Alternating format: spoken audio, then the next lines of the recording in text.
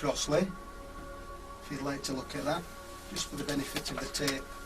Dr. Shipman's eyes are closed and he didn't look at the photograph at all. Can you remember Lily Crossley at all?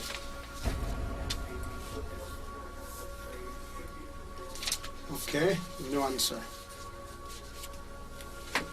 If I can also, it's going to be awkward this, you've been standing up and walking around, but I think this is what we're going to have to do. You might want to just sit back a little bit and I don't keep pushing in front of you.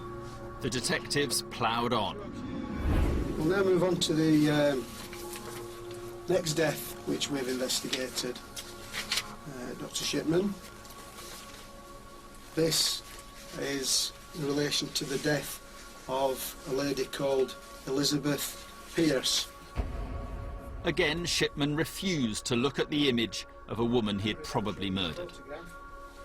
That's Elizabeth Pierce. The three ladies there, it's the elderly lady dressed in black. For the benefit of the tape, Dr. Shipman's eyes are closed and he did not look at. Shipman refused to cooperate throughout. The detectives stuck with it, but he could barely disguise his boredom. Would you want to make any comment, Doctor? There's no comment. West Yorkshire's investigation pointed to Shipman's involvement in at least 9 deaths in Todmorden. Although he admitted nothing, analysis of the medical records, death certificates and cremation papers provided substantial evidence. But because he was already facing the rest of his life behind bars, no further charges were laid against him. And the time is 5:04, and that's the end of the interview. Shipman's Halifax interview ended like all the others, with no acknowledgement that he had killed more than 250 people. Just a year later, he was to take his own life. But although he had admitted nothing, the police had gained one advantage. West Yorkshire's inquiry, with its reliance on the detailed analysis of old medical records, had broken new ground. If someone else in a position of trust began killing patients, the police could now always draw on the experience of investigating Britain's most notorious serial killer to stop it.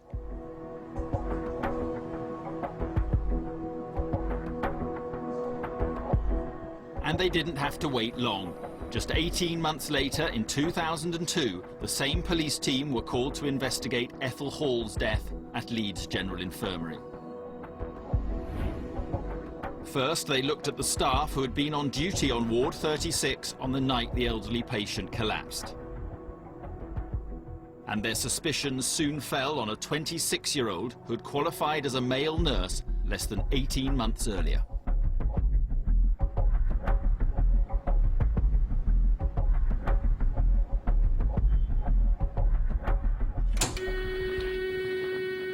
What was your full name, please, Colin, and your date of birth? Colin Campbell Norris, 12th of the 2nd, 76. We're going to talk to you today, Colin, about you being arrested for the murder of Ethel Hall. That's you, Colin, there. And this is your movements on the ward from the 19th, from when you've come on duty. Looks like I did the most work. Norris admitted he was the last to see Ethel Hall before she went into a coma. He also admitted being the last person to go into the fridge where the insulin was kept. I've been on the scene all night because I've been at work since 9:15 the previous night. Absolutely, but we've got you there. You, Colin, are the only person from records and on your own admission that are there at 4:30, half an hour before. But Norris was confident that these facts alone proved nothing. But obviously, if somebody was going to kill someone, they wouldn't leave their signature, would they? What do you mean by that? To say that they were there. I was doing my job. You were doing your job? Yeah. But at the same time, you were also injecting a patient with insulin. No, I wasn't. You're sitting there saying, you suspect, you presume, you blah, blah, blah. Colin Norris grew up in Glasgow with his mother and stepfather and had worked as a travel agent after leaving college.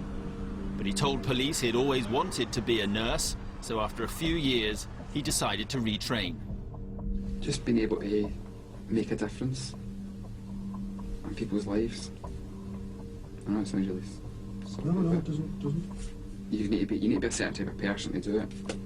I wasn't put on this earth to sit in an office. He trained at Dundee University. His academic record was average, but his clashes with his tutor were memorable. Mature and me didn't exactly see eye to eye. I had a personality clash, basically because I had one and she never, and she was my personal tutor. After qualifying as a nurse, Colin Norris successfully applied for a job in Leeds. He liked the city, but as in Dundee, falling out with authority figures became a habit. Even with more experienced staff and colleagues, he always felt he was the one who was right. Nobody could tell him anything. And if anyone in authority tried to tell him what to do or to challenge him in any way, he'd turn on them. And he was quite aggressive, you know, and he would be quite, you know, blunt by, you know, telling them where to stick the job almost. Despite being close to his maternal grandmother, Norris admitted finding elderly patients challenging. The smells. The smells. I couldn't get used to the smells. When I was bathing female patients, having to wash them down below, I found it difficult to start with. Especially if they were like ages with my gran, and they might have been a bit confused and they couldn't do it themselves. But I always had a female there anyway. She'd always have to have a needle on the end of it. Dr. Richard Badcock was the forensic psychiatrist who assessed serial killer Harold Shipman. We asked him to look at Norris's interview tapes. The clips of Mr. Norris's police interviews are quite interesting in the body language shown, because he does appear superficially confident and relaxed. And there's a lot of you know, finger wagging, you know, what do you mean by this? And but I'm saying, and well, what do you expect? It would have, if you say, like, somebody came and injected me with that, I would say to somebody, wait a minute, what are you doing? Even when you're giving patients their, like, morphine for through the night or whatever, when you inject them, they do make a noise, because, I mean, have you ever been injected with anything? A lot of quite open body language, as it were, which is all designed to sort of impose his point of view or to project an air of authority. I mean, I know exactly what you're saying. so somebody would have noticed a noise from the patient, and or if the patient was asleep, they would have certainly woke up if somebody went and injected. He actually was unwittingly helping us nail him at court eventually with his lies and what he thought was being smart and clever and arrogant.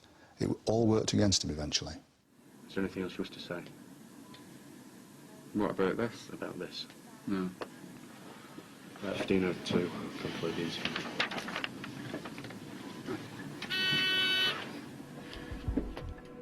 By now, police knew that 2 other elderly women had died on Ward 36 after suddenly collapsing like Ethel Hall.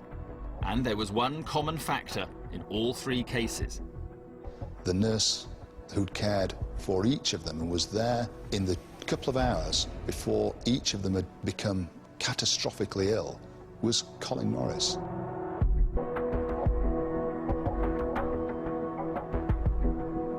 Ward 36 at Leeds General Infirmary, the place where detectives suspected that 3 people had been murdered, maybe more.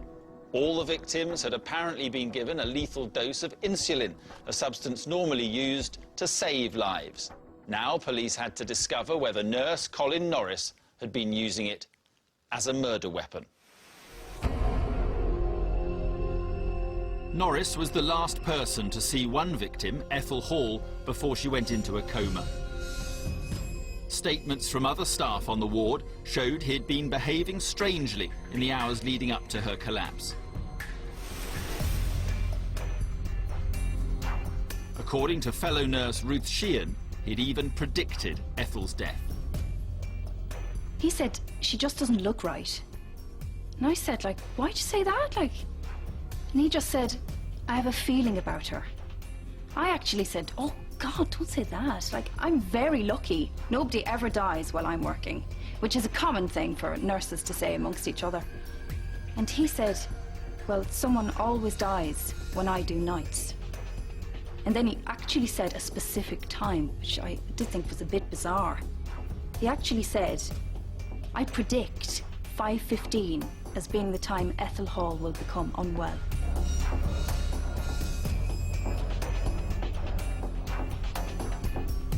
Immediately after Ethel's collapse, he made another strange comment.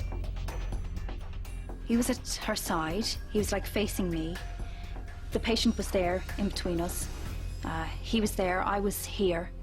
He tapped his watch and he said, I think his words were, I told you. There was a clock on the wall behind him. I could see the time there. It was 5 a.m. Okay, can you remember making that comment? I mean, yeah, because it's just like, when you're doing, I suppose you just get it in your job as well, you sort of obtain a black sense of humour. And it was probably said in a joking manner. If you knew me outside of this room, then you would know that I do have quite a dry sense of humour.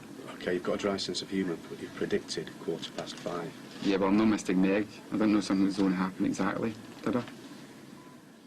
I think he was cocky. I think he was overconfident.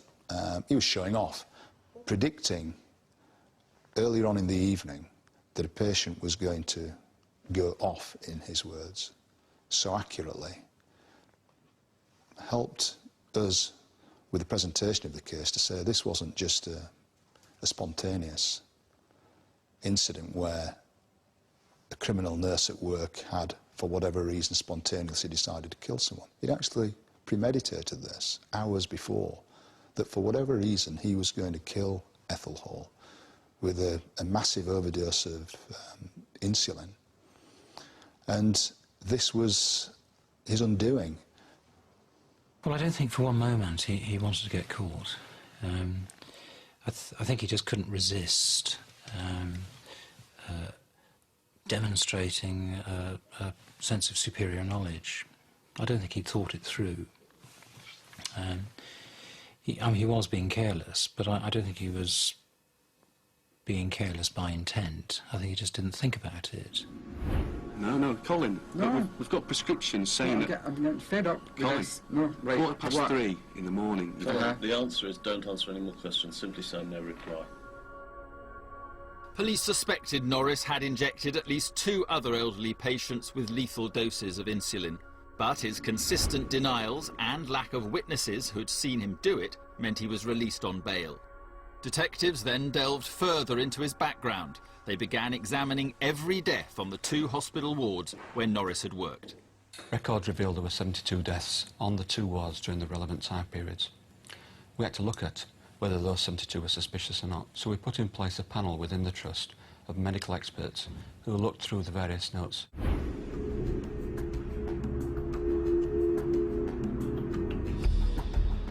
As in the Shipman inquiry, medical records held the key. The specialist medical panel recommended that patient notes relating to 18 of the 72 deaths should be reviewed by independent experts. I came to the conclusion that 5 of the cases were due either to the injection of insulin or to the administration of drugs that make you secrete insulin. The police had exactly the same advice from the other 2 experts who looked through the files independently, and I think that gave the police confidence.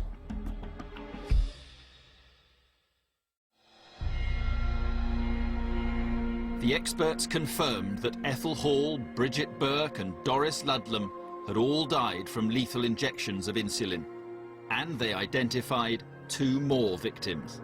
Irene Crooks, a patient on another ward, had died from insulin poisoning, while Vera Wilby had survived an overdose, only to die of natural causes a year later. That was 4 cases of murder and 1 of attempted murder in less than 6 months, and they all shared one characteristic. The common denominator across all 5 was one person, the nurse who'd cared for each of them and was there or thereabouts in the couple of hours before each of them had